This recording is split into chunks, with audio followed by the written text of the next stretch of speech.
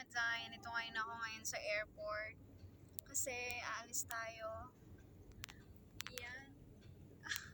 Laki ng tiyan ko.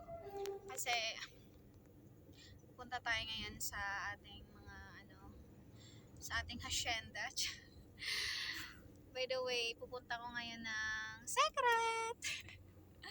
So guys, iba-vlog ko to. This is my first time to making a vlog. Dahil gusto ko kaya makalimot. As in, sobrang sakit. Umalis ka. Umalis ka para magbagong buhay. Umalis ka para kalimutan na siya. Oo. Masakit talaga. Promise. Pero ang sakit nun, hindi yung masakit, kundi yung masakit yung ginawa niya sa'yo.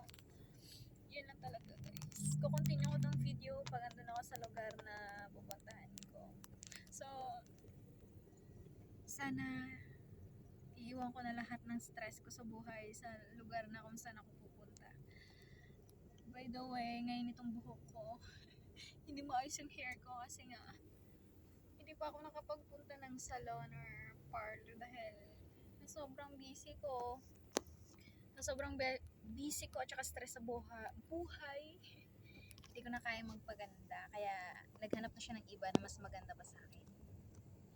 Na mas mataba.